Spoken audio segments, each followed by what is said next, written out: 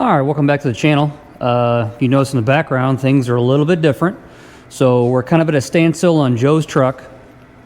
We're waiting on parts, mainly because I just ordered them today. But I did end up getting in let's take you around here. The rear end shims, the differential shims came in, so I went ahead and just slapped them in, which it's just putting this thing back together the way it was. The difference is the factory shims, you know, one thick one here, one thick one here. These came in multiple, you know, super thin to thick shims, and you basically just place these to get the actual differential side to side to get that right back to where we were, 6 thousandths clearance. So we're back there. That's good to go. I went ahead and slid the other axle in after doing the brakes. Just loosely push the drum on here. What we're waiting on is an e-brake cable for the other side. I didn't know it. It was froze up. So there's no point in going forward doing the brakes and everything else. The e-brake cable really has to get hooked up on the first thing. So we are at a standstill on that. But yeah, other than that, it's trucking right along. Still waiting on engine stuff. So I went ahead. We are going to start on the 36. So it was over here. The problem with being over here is that's where my parts washer at, and I got that sort of oil tank and that kind of stuff stored. So I don't want to have any sparks and, you know, have any mishaps over there. So I swapped the wife's panel truck for this space over here, which wasn't too much effort.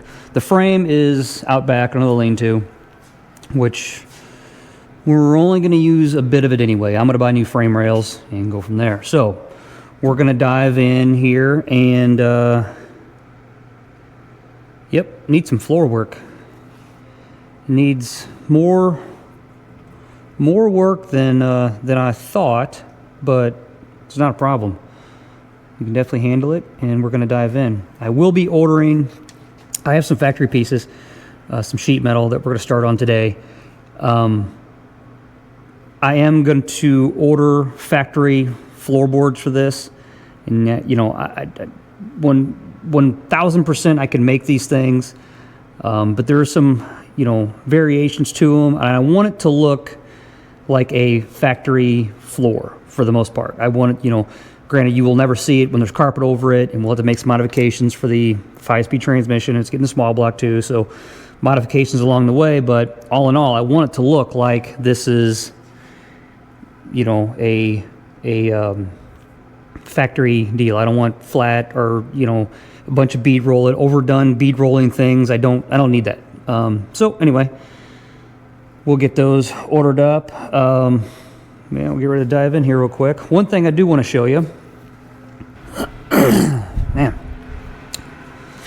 So this is the dash cluster out of Joe's C10. So like I said, it's getting a pretty rowdy small block, and it will have a MSD box with a rev limiter, but still needs some sort of tack, and I wanted him to have some sort of a shift light. So I could have mounted something out here, you know, like a monster tack off the side, but really the steering column, the way it comes up through here, doesn't give you a lot of room for the dash. So it would have to be way over here. You're going to block the fuel or the speedometer. I don't want to mount nothing to the dashboard or nothing like that. This isn't per se a race truck, but we still needed to have something. So I talked to him about putting it in here. I wasn't really thrilled about mounting it directly here and it sticks out. So what I ended up doing was finding a tachometer that has a shift light built into it. This is the factory plastic that was blank. So I ended up having to cut the metal out, taking the gauge actually completely apart and only using the inside of it, I guess I should say. And I think it turned out really nice. It looks very, very factory, and the thing of it was, these are the original gauges from the truck. And they all work. The only thing, the temperature gauge, the needle broke off. So I think it was $65 for a new one of these. You take it all apart, you put it back in, you clean everything real nice. This tachometer was, I think it was like $35 maybe. I could be wrong on that. It came from Amazon. And anyway, so I had to do some modifications to the back on the printed circuit board. So again, this is the back of the tachometer. This is the wires that come out for the tach. And this is just basically a copper trace going across here. And I had to cut it to bring this through here. So we just soldered a wire to bridge the gap. Checked with the meter. We got continuity between these two posts. So it worked out. This will get pushed back into the dash. It won't get messed with. But yeah, I think all in all, for not much money, really under $100, now you've got a good-looking set of gauges with a tachometer in it. That's 8,000 RPM tachometer with a shift light. So anyway, I guess we're going to dive into the 36 now. All right, so what I have is an actual stamping piece here. Not real sure how well it's made. I can see there's mounting holes for the fender that aren't in here. So that's fine. Anyway, this is where I want to be. I think the first thing I want to do is do some sanding on this and see where good metal is, because we don't need to be way up here. I don't need to get into this if it doesn't need to be replaced. So this actually really feels good down here. It's just here and underneath. So let's see what we got. The other thing is, this is setting on a 36, 30, 40 something frame that somebody's made into casters for a nice roll around thing, which is great. A little body dolly. I don't know how much I can actually use it, seeing that I have to repair some metal under here, so may have to figure out a way to get this thing off the dolly to do the repair, but we'll see how far we get.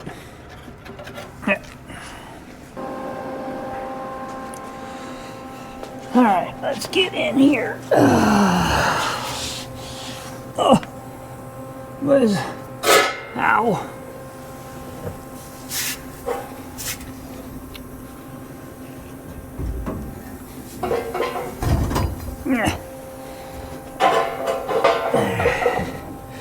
Don't see door around. I want to take this out of there first. Oh, this is great.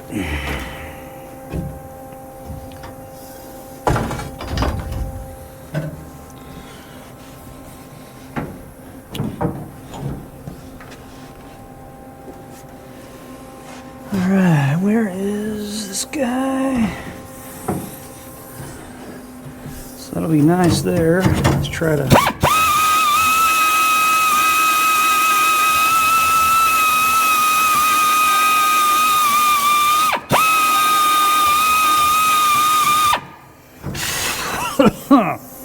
Alright.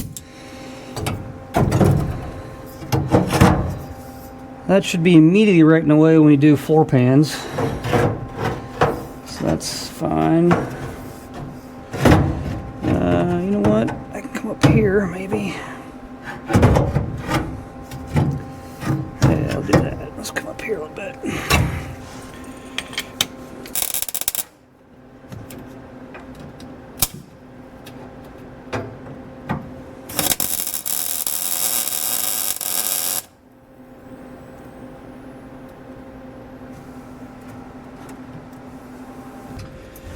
This guy to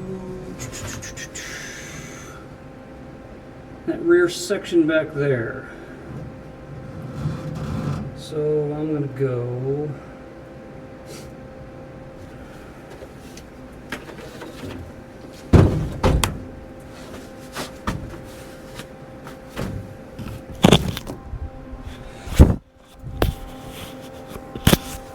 crawl back out of here and get me something that goes, oh boy, do I have maybe enough to go from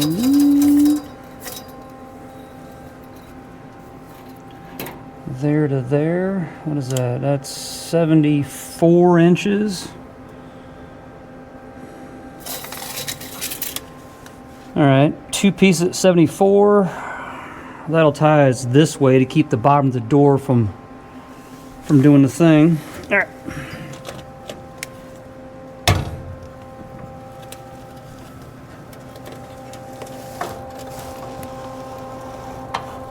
Ow.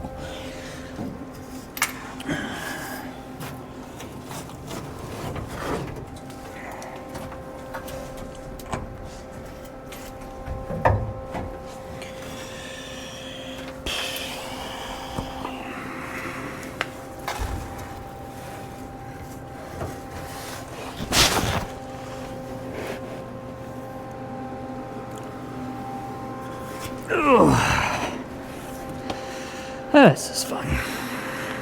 All right, 2 pieces, 74.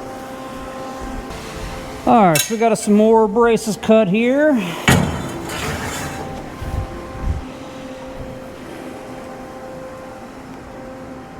And I am just using some, this is 1-inch EMT or conduit, whatever you want to call it. I just have to have some of them around. So we got a nice X brace going on. Trying to keep things off the floor. So I'm going to run some laterals here from, like, say, the firewall across to the rear wheel arch in hopes of keeping the bottom of this pinched, pinched this way to keep the door gap good at the bottom. You can see on the other side that it's actually about a 1/2 inch up. I had to do that. I had to put a jack underneath of it and jack it up to get the bottom right because it was separated way out. So the thing was, there's nothing at the bottom to hold this body together other than this roof structure. Well, I don't want to gink it or do anything weird with it and then try to keep your door gaps aligned while you're doing this. That's why I'm crawling in and out of the front of this, because I don't, if I open this door right now, put all your stuff in there, weld it up. Well, when you weld it up, you're gonna have a big gap at the bottom. So you wanna make sure it's all structurally sound and where things need to go. Minor adjustments, no big deal. But if you're talking about, you have to realign all your door strikes and fill in, a 1/4 inch gap at the bottom because you did things poorly. Well, and when you mount it on a new frame, it's gonna tweak and bind. If you've got any filler work, it'll wreck the filler work out. So anyway, this is the crappy part right now, is getting all this stuff in there and then being able to work around it all. So try to have the foresight to not screw yourself later, I guess. All right, let's get these guys welded in here.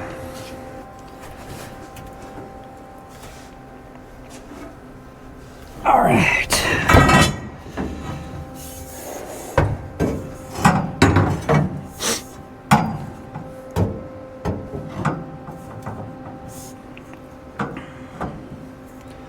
I think that'll work out nice.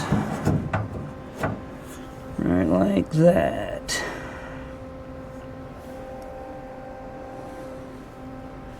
Let's see if we can get a tack on here real quick.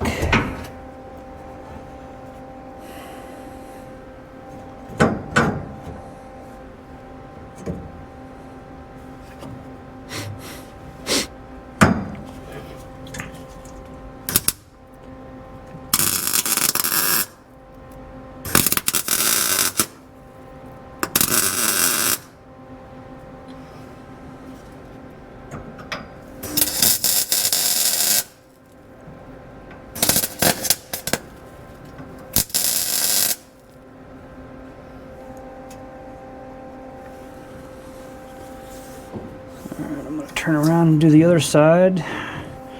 We'll move back there and weld those in, and then put a helmet on and really weld them in. I do want to mention though, stuff I'm using is, like I said, it's EMT. It is coated with galvanizing compound. I think it's hot galvanizing, I believe. So when I do the cuts, when I cut them off, I grind all the galvanizing off as much as I can. This one I did not, that one I did not. You don't want to breathe the stuff. You can weld it, is what it is. We do it in the field all the time. Now, you don't want to breathe the fumes. They are harmful.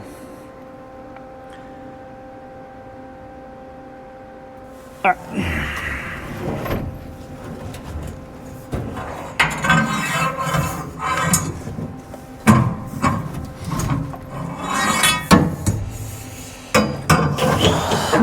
There, that was there. Why are you here?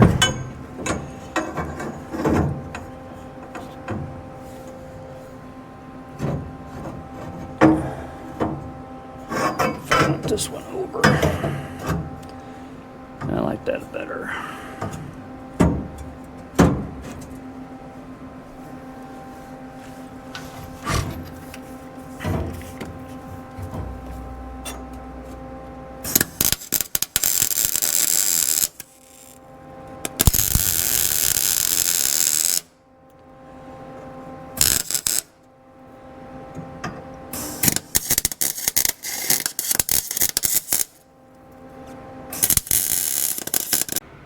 All right, let's take a look at what we've done so far.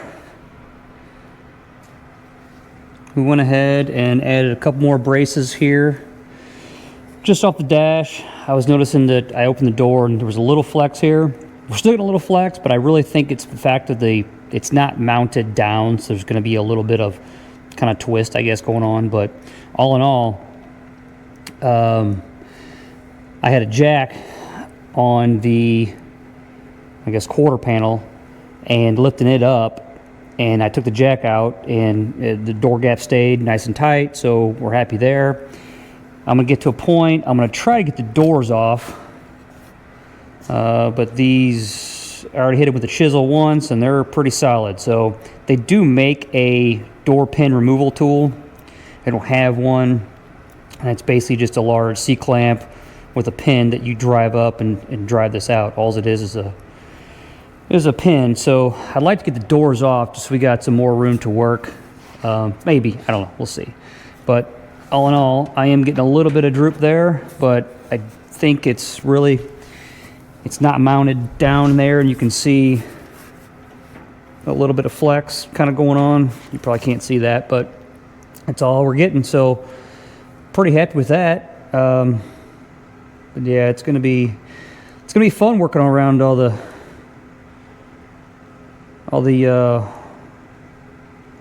bracing and junk I put in here. Other than that, I should have had this in there all beginning.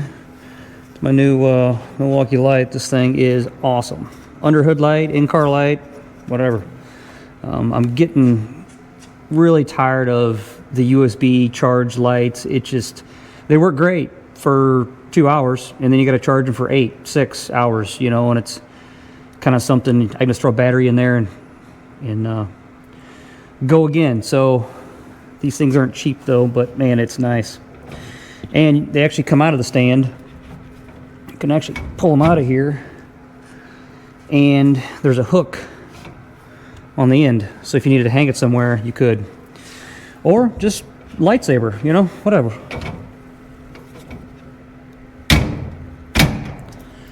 And they seem to balance good, so you can rotate it whichever way you want. But anyhow, it's getting late in the day, and I had a late start on the morning. It was nice outside, and I wanted to get things moved around. So that is where I'm going to leave you guys today, and I will be back hopefully bright and early tomorrow morning, and we're going to try to get the body lifted up and at least get one of these sides on. And then I can get floors ordered, and we can go from there. One thing, this car was gunmetal gray. It was the factory gray color. Now I don't know if it was the body was gunmetal and the fenders were black. I've seen that. I don't know if that's a factory thing. I don't think so, but I don't know. So, do we go back gunmetal? Or do we go back black? It was going to be painted black. And I've seen a lot of black 36s. Haven't seen too many gunmetal gray ones, so I don't know. I don't know. Or gray and black. Not sure, but we got a long time to figure that out. So, all right. We'll see you in the morning. Well, good morning. We're back. So this morning, late morning, last night I ordered some parts, floor pans, and the, I guess, inner rockers, they call them, or sub rails, however you want to say it. So they will be here, I think, probably 2 weeks, from what they're saying. So this is probably going to be the last video on this car for at least till we get to the new year. So today what I want to finish up doing, what's up, buddy? And I did order a hinge puller, hinge removal tool. So we'll get that, we'll get the doors off. Come over here. Oh, there you go. So I'm gonna start, I wanna remove some stuff in the firewall, just trash, that kind of thing. And we're gonna start removing some of these pieces, some of the floor, get things cleaned up, really, just cleaned up, ready for the new stuff to come. I will have to lift the body up in the air and get it off this frame to do what I needed to do. So he likes that. He likes that. He likes it. He likes it. So anyway, that's why you're not out here a lot. So anyway, let's dig in.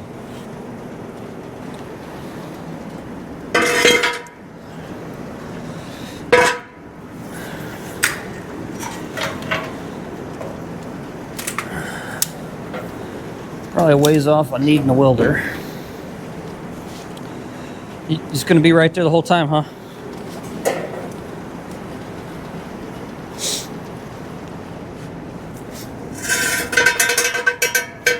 We're gonna need to be higher than that. What do you think? It's all right. You're gonna have to go back inside.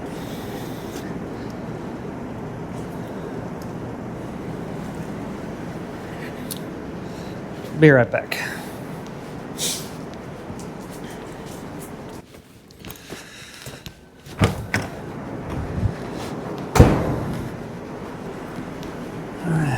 Back at it. Things and stuff.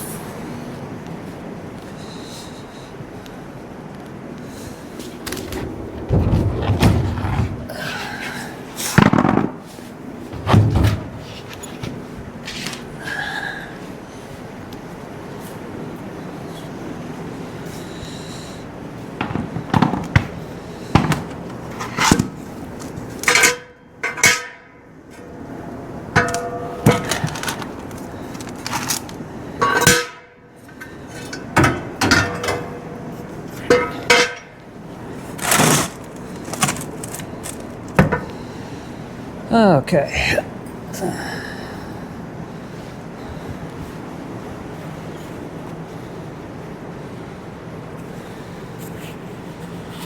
These guys need to come off first.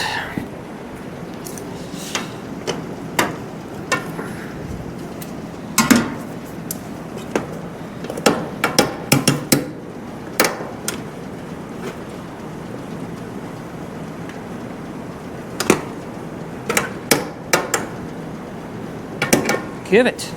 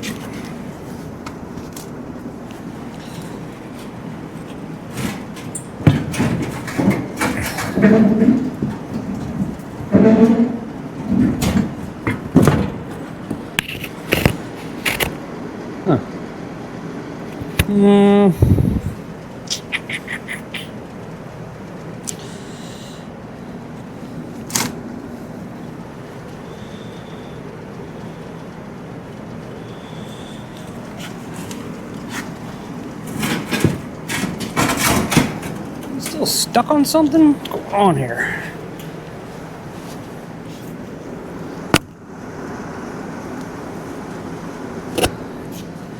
I think that's just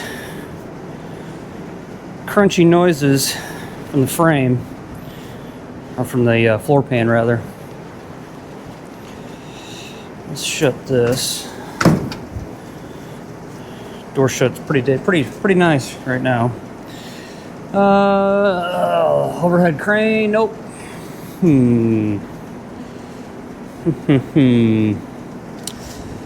Okay. All right.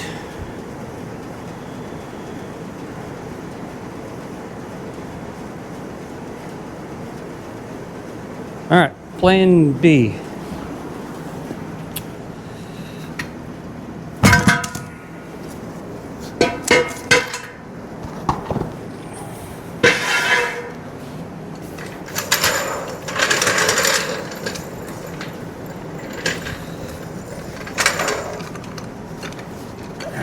Now I need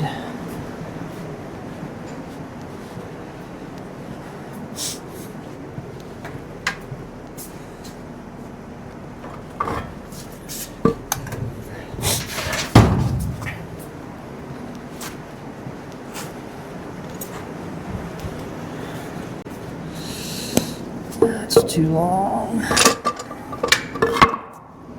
This might work.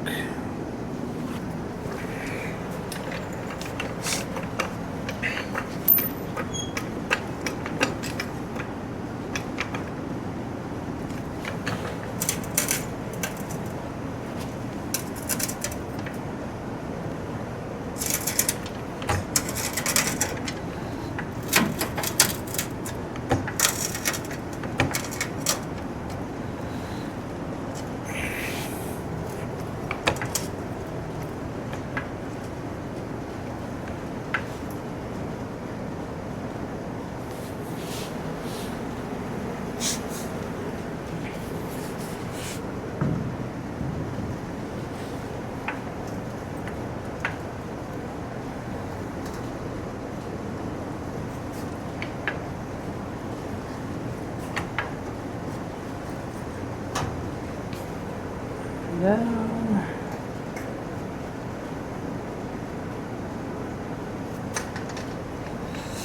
These casters are great, but they need stops on them.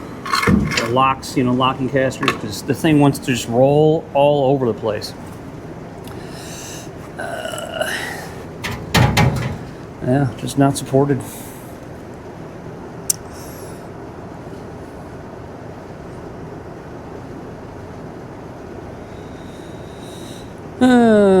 Okay.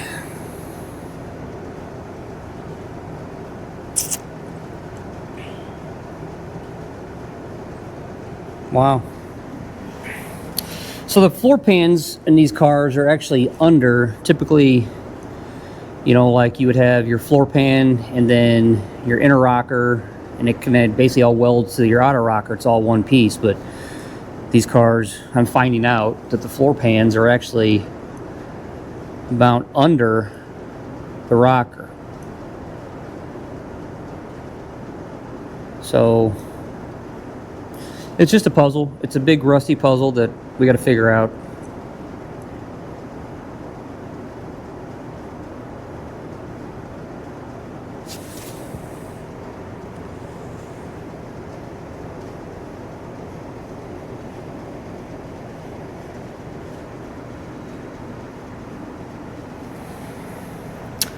A big rusty puzzle.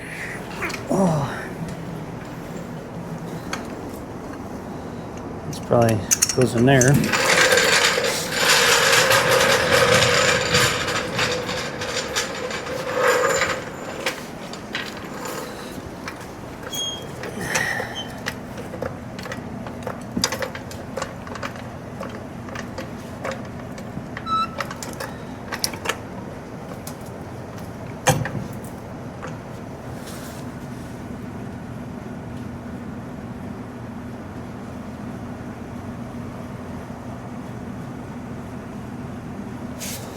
think maybe I don't really need to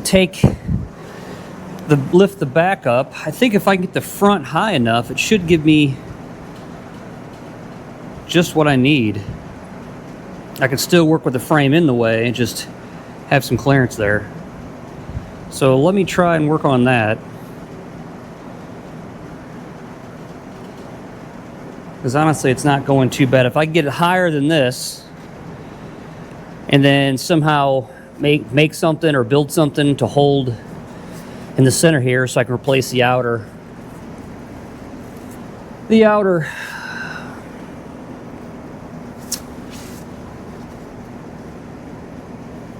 pieces here. All right. Let me see what I can come up with. Be right back. All right, I'm back. It's fine. It'll work. The cart's a little still rolly, but it's still sitting on in the back. It's clean in the front. It's up high enough where I can get under here and work on it. And it really should be decent enough for now. So I'm pretty happy with it. Really, the easiest way, the smartest way, is if somebody had a lift, a car lift, that they could just put the outriggers, like say right through the window and lift them up. But it's fine. It is what it is. It is crazy though. So this thing is up in the air. The door gaps have never looked better. And I don't know if you guys can see this or not, but when you open this door, there is zero sag. Pretty crazy. Which is great, because that's exactly where I want it to be taken apart and welded back together. That way you know if you have to do any kind of tweaking later, which we will right in here. Just too tight for paint, everything else. So I'm not gonna chop this car. I don't, if it's a 3-window, 100% chop. But it's not. I'm gonna leave it unchopped, and I'm gonna do a, go back with a vinyl insert, not a steel insert. So again, if it was a 3-window, I would do a steel insert, chopped, completely different kind of build, but I'm not. So, but yeah, that's kind of where I'm at. I'd really had hoped to get these I don't know what to call them, lower cowl sections put on, but I really have to get the door out of the way to do that. And these door hinges are really nice, not pitted, not galled up, nothing. So I don't want to, if you start beating on this, you could shift the whole hinge, loosens everything up on the inside. Yes, I've done it before, but I ordered the correct tool to hopefully press these out and then get the door out of the way. So again, that's, that's on me. I should have had the foresight to get parts on the way, but hey, I'm new doing this thing. So, but yeah, anyway, man, it's crazy because underneath this back section looks brand new. I mean, brand new car. It's unreal. I didn't realize it was this bad until you take the seat and carpet out. And yeah, which still blows me away because, I mean, the top is great. This thing, it's a little, warpy, but it's still not. You would think if the floors look like that, you would think this would also look like that, being press board or paper board or whatever, whatever it's made out of, cardboard stuff. But whatever, it is what it is. So real quick, I want to get this thing out of here because I don't want to destroy it. In fact, I want to clean it up and put it up there on the shelf with the others. I think these are neat. It does suck because I believe it had, maybe it didn't, but I think it had 2 doors here. Maybe we can find them somewhere because this thing is, I think this will clean up with some steel wool and look really neat.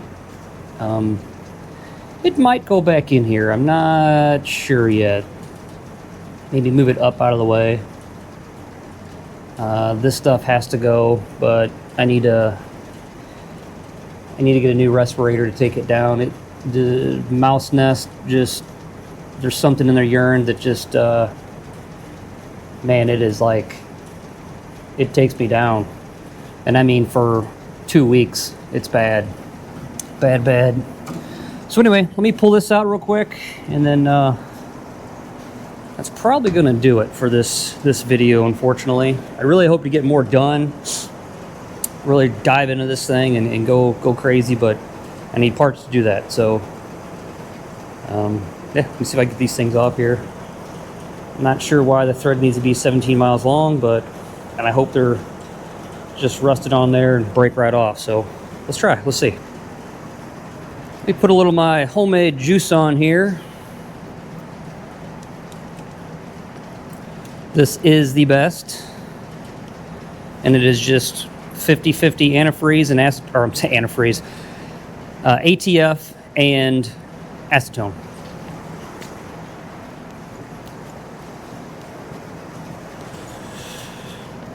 Got it.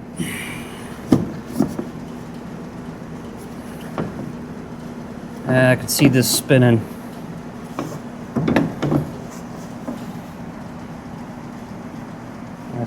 There, it broke free.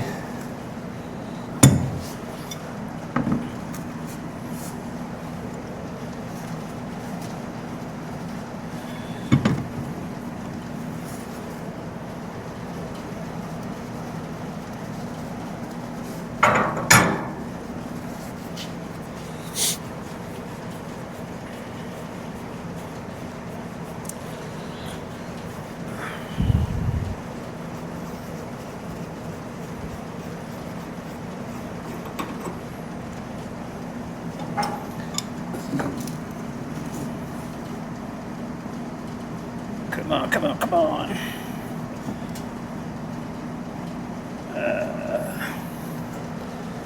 I don't think that's supposed to spin. I don't know what's on the other side of it, but I want to damage it. Let me get some heat on here real quick.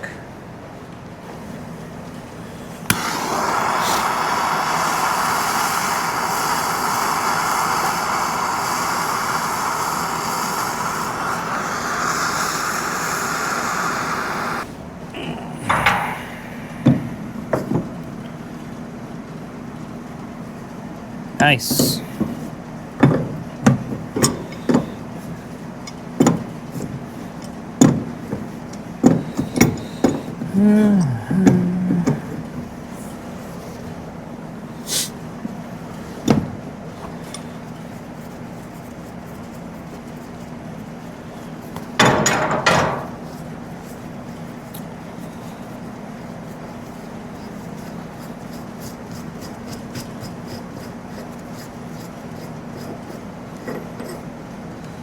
All right, is it free? It should be free.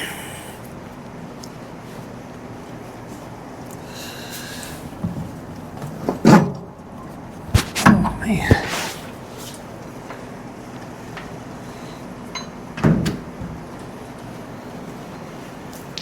Oh, that's neat. Still had water in it. How did it have water in it? All right, this thing is pretty neat. It actually has 2 nuts here, so this outer sleeve is made to spin on here, which is cool. So having said that, we can actually cut this down so we don't need all this thread sticking to the firewall and looking all stupid, and then cut these down as well to make nice hoses eventually if we decide to use this again. Fan motor's done, which that's no big deal, but man, look how neat this thing looks. I do believe it had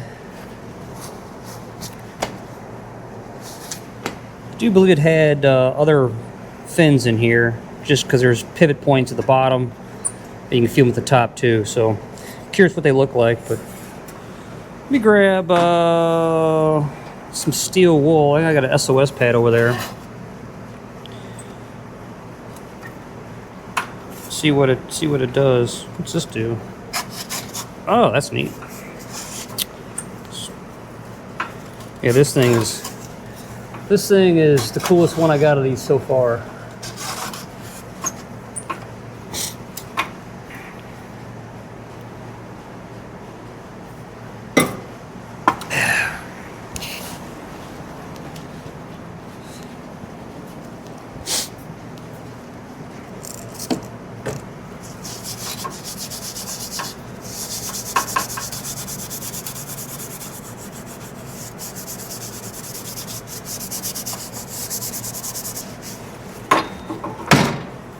Not too bad. Looks like the chrome's kind of starting to go away on it.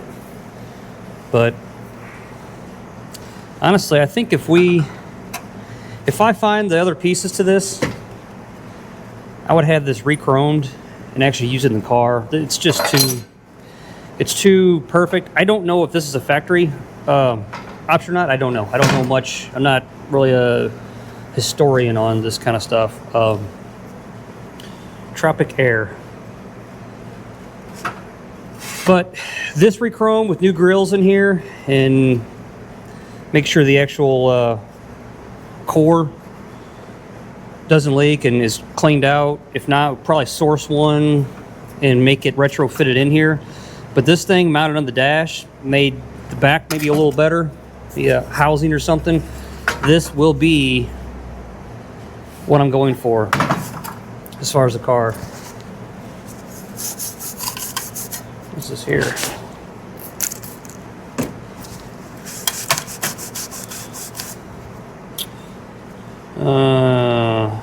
Minneapolis, Minnesota. Model number 103D0A, I think it's what it says. Serial number. Nice, made in USA. Tropic Air Incorporated. I wanted to look that up because something tells me that I can find either a new face or parts for this, but this is kind of neat. I like this. This is one less thing to buy.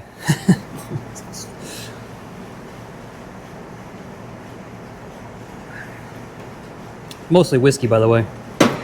All right, let's put this on the shelf and yeah, get the ladder up to do that.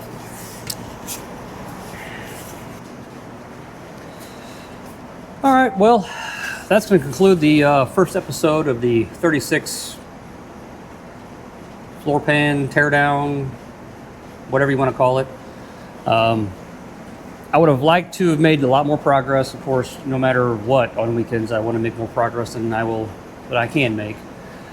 But honestly, I wasn't prepared to be slowed on Joe's truck.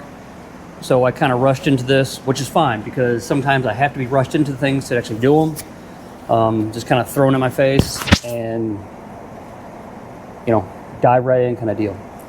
But anyhow, we have parts on order. It's the holiday season, so, you know, I got some time off work, which I'm going to get some stuff done on the inside of the house because it needs to get done. So it's probably going to be a couple weeks till we get back, but yeah. Once we get back, hopefully we just start rolling and go from there. So hopefully the momentum snowballs and we can really get after it too.